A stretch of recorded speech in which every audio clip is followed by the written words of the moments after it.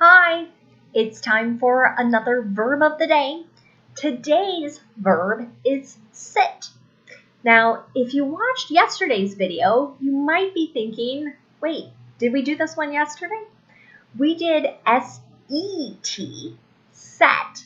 And so I always like to make sure my students can hear the difference between these two words. S-E-T, set, S-I-T, sit. Let's look at some different meanings for this verb. The first and most common way you're going to hear the verb sit is to be used to talk about resting the body when you're being supported by some object. That could be be a chair, it could be the floor, it could be any number of things. Another meaning for sit is to be located or situated. So I have an example later that will use this particular meaning, but you might hear a phrase, sit near, sit on, again to sort of describe where something is located. A third meaning for the verb sit is to have a seat in an official assembly or in an official capacity. So sometimes with legislature or committees, we'll talk about someone sitting on that particular body. Sit is an irregular verb. To make the progressive form, we're going to add another T before we add ing. The past tense and participle forms of this verb are sat, so we changed the spelling. Let's look at a few phrasal verbs. I want to mention that there are numerous phrasal verbs that use sit. I've tried to pick out some ones that I think are more common, that you're more likely to hear or read, but this is not a complete list. The first phrasal verb we're going to discuss is sit about. This means to do nothing, especially when you should be working. Here it is in a sentence. We sat about yesterday when we should have been working. Another phrasal verb that is pretty common to hear is sit down, right? And its meaning is to rest one's body weight in a sitting position. Here it is in a sentence. Are you sitting down for this news? So that particular phrase, asking someone to sit down, might imply bad news is coming, that the news might be so shocking it could cause someone to fall or collapse. Another phrasal verb you might hear is sit in for, and it means to take on someone's responsibilities while that other person is absent. Here it is in a sentence. I will sit in for my boss while she is on vacation. Another phrasal verb you might hear is sit in on, and it means to attend something just as an observer. So you're not there to contribute or to do anything, you are just there to watch. Here is an example. She's sitting in on the meeting and taking notes.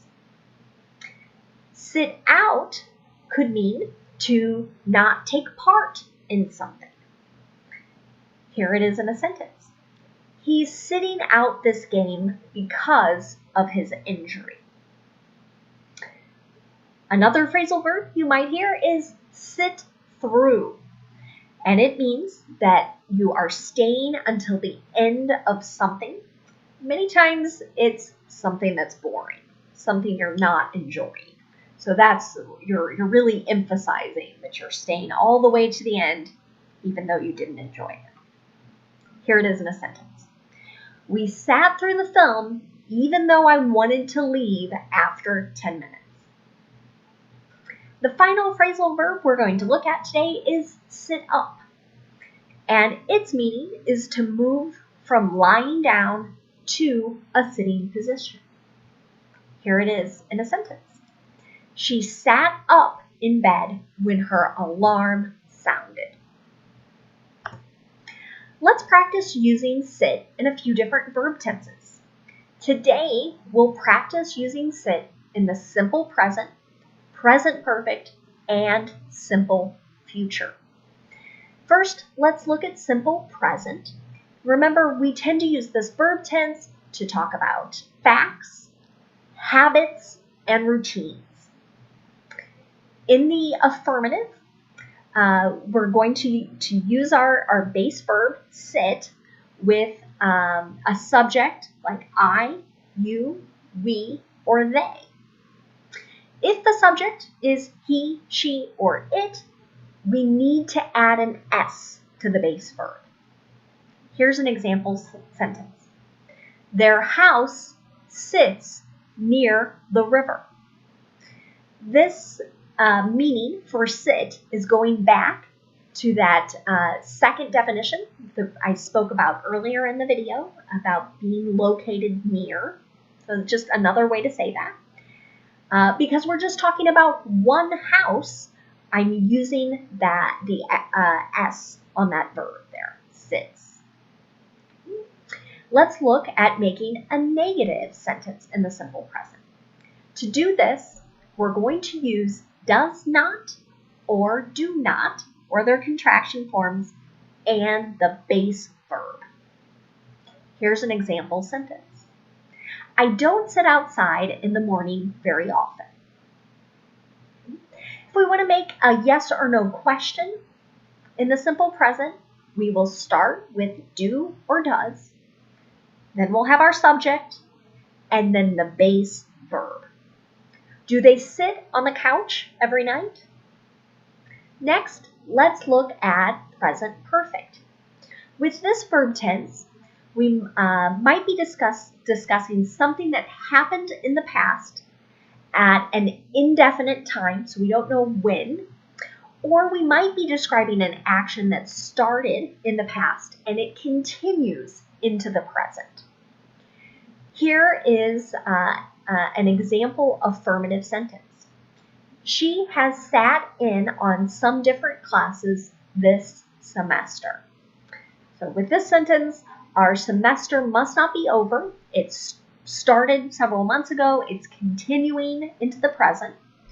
If my subject had been they or we, I or you, I would have used have and then our participle form, sat in this case. If we want to make a negative sentence in the present perfect, we're going to use has not or have not, and then our participle form. Here's an example. They haven't sat out any practices this year. Finally, if we want to make up a question in the present perfect, we're going to start with have or has, then our subject, and then the participle form of the verb.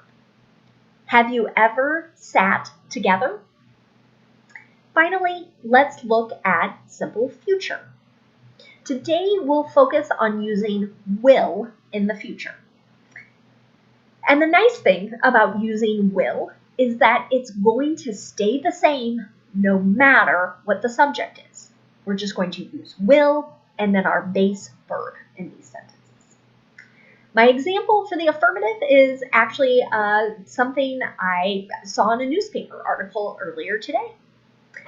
Major League Baseball announced that players will sit in the stands when games resume in July. So our professional baseball league here in the United States is not currently playing due to the pandemic. They are making plans to resume the games or to really start the season. And the plan is to keep people apart. And so instead of sitting in the dugout, the plan, as it stands right now, is to have players sit in the stands because there aren't going to be any fans. If we want to make a sentence that's negative in the simple future, we're going to use will not or the contraction form won't and our base verb. Here's an example. I won't sit through a boring meeting. Finally, let's make a question in the simple future. We'll start with will, then we'll have our subject, then our base verb. Will he sit on the COVID-19 committee? Okay, let's look at some words that are related to our verb of the day, sit. The first one we're going to look at is an adjective, sit down. This is generally used to talk about a meal. And we're describing a meal where you're sitting at a table. So then sit down makes sense. Generally, when we think about this, we're also thinking about maybe being in a restaurant or some other location and perhaps sitting with others. Something that might be different, we've heard a lot about restaurants right now doing carry out or take out, right? So the idea is you do not sit in the restaurant, you take the food back home. Let's look at sit down in a sentence. Sit down service has been suspended at many restaurants. Another verb that's connected to sit is babysit. And it means that you're looking after a child or children while the parents are out. We tend to use this word babysit when the children do not belong to you. You are not the parents. Okay? I've got an example sentence here, and I'm going to point out I'm going to take babysit, the verb, and use it in the past tense. And what you'll notice is it's going to be really similar to how we make past tense for our verb sit. I babysat for the neighbor's kids last weekend. Connected to that verb is another word you might hear. You might hear sitter or babysitter. Both of these words are going to have a similar meaning. It's a person who looks after a child or children while the parents are out. So here, that word is used in a sentence. Is the sitter available next Friday?